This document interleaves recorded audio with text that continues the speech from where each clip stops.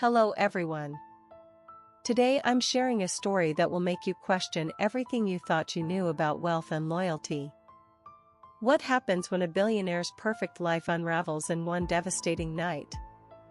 Elena's fingers trembled. The velvet lining of the music box was cold. She had only meant to find a keepsake. A small piece of Evelyn to hold on to. But as the lid clicked open, something else caught the light. A heavy, gold-embossed black envelope. It didn't belong here. It felt intentional. Her heart hammered against her ribs. She pulled the parchment out. The handwriting was unmistakable. Evelyn's sharp, elegant script. But the words were a death sentence for the Vance dynasty. No, this can't be right. The reception was a masterclass in performative grief. The Vance estate was filled with the scent of expensive lilies and even more expensive perfume. Everyone was dressed in black, but their eyes were scanning the room, calculating the value of the silver and the weight of the portraits on the walls. Elena stood by the window, feeling like a ghost in her own life. She was the widow, the unstable one, the woman who had married into the bloodline but never quite belonged. Across the room, she saw Julian. Her husband. He wasn't mourning. He was holding court, his laughter too loud, his gestures too wide. Yes, she was a force of nature. A titan. We shall miss her guidance. Immensely. Polite, hollow laughter followed. And there, in the corner, was Maria. The housekeeper. She stood perfectly still, her hands folded, her face a mask of quiet dignity. She was the only one who looked like she was actually mourning. Or so Elena thought. As the sun dipped below the horizon, the atmosphere shifted. The grief was being replaced by something sharper. Something hungrier. Julian moved through the crowd like a shark through shallow water. He wasn't talking about Evelyn's life anymore. He was talking about her legacy. Her assets. The estate. The holdings in London. The vineyard in Napa. It's all too much for one person to manage. We need to move quickly. Before the probate gets messy. Elena watched him, the black envelope heavy in her clutch. She felt a sudden, sickening urge to scream the truth. To tell them that Evelyn had left everything to the woman who polished the silver. But she stayed silent.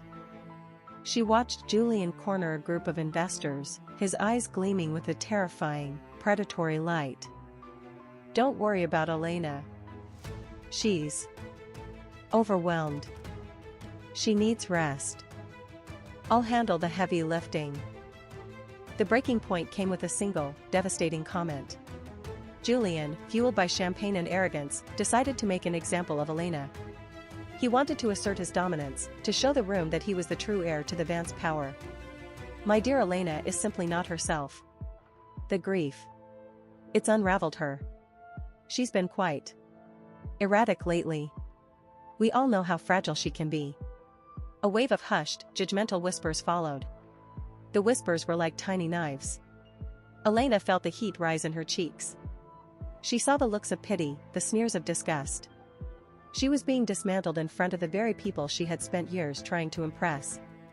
She was the unstable widow, a liability to the brand. Julian smiled, a cruel, triumphant thing. He thought he had won.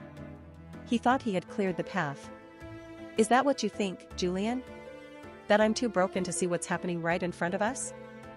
The tension was shattered by the arrival of Mr. Sterling, Evelyn's personal attorney.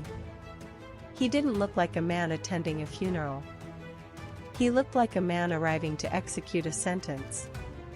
He walked straight to the center of the room, ignoring the socialites, ignoring Julian, and looking directly at Elena. Pardon the interruption. But there is a matter of the final codicil that requires immediate attention. A collective gasp filled the room. Julian stepped forward, his face flushed. Sterling? What is this? We'll handle the probate tomorrow. No, Mr. Vance. The instructions are explicit. The reading must occur tonight. At this reception. He pulled a document from his briefcase. The room was so silent you could hear the heartbeat of the house. He began to read. The words were a hammer blow. The Vance estate, the holdings, the properties, the liquid assets. They were not to go to Julian. They were not to go to the Vance bloodline. I hereby name Maria Santos, my housekeeper of 20 years, as the sole and absolute heir to my entire estate. A deafening silence was followed by a chaotic explosion of noise, shouts, gasps, and the sound of a glass shattering. As the room descended into a frenzy of accusations, Elena didn't join the fray. She didn't scream at Maria, and she didn't fight Julian. Instead, she pulled the black envelope from her clutch. She read the second page. The page she had missed in her initial shock. The page that contained the why. It wasn't just a will. It was a test. Evelyn had written a codicil, a vulture clause. It stated that the inheritance would only be granted to Maria if the family demonstrated true respect and dignity during the mourning period. If they showed greed, if they showed contempt for the staff, or if they attempted to manipulate the estate before the funeral was concluded, the entire inheritance would be diverted to a charitable trust, leaving the family with nothing but their names and their debts. She knew. She knew exactly what they would do. Julian's loud, aggressive demands for a recount. The socialites' immediate turn against Maria. The way they were already clawing at the legacy. They were doing exactly what Evelyn had predicted. They were triggering their own destruction. The scandal wasn't the housekeeper's inheritance. The scandal was the family's true nature, laid bare for the world to see.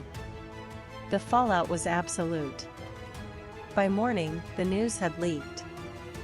The vulture clause became the headline of every social column in the country. The Vance family, once the untouchable royalty of the city, was exposed as a pack of scavengers. Julian's reputation was incinerated. His business partners, sensing the rot, vanished overnight. The dynasty didn't just fall, it imploded. Elena watched from the doorway as the movers began to take the furniture. Maria was gone, having moved into the estate as its new mistress, her dignity intact. Julian sat in the middle of the empty ballroom, surrounded by nothing but shadows and the wreckage of his own greed. He looked small. He looked broken. You should have just mourned, Julian. It would have been cheaper. Elena sat in the dark, the only light coming from the street lamps below. She held the music box in her lap. She had walked away with her dignity, and perhaps a small portion of the settlement that Evelyn had left specifically for her. But the silence of the apartment felt heavy. It felt like a reminder. She realized then that Evelyn hadn't just punished the family. She had punished everyone. The truth doesn't just set you free. Sometimes, it just leaves you alone in the dark. Thank you for listening. Sometimes justice comes in unexpected ways. I'll be back soon with more incredible stories that will keep you up at night. Until then, watch what you leave behind.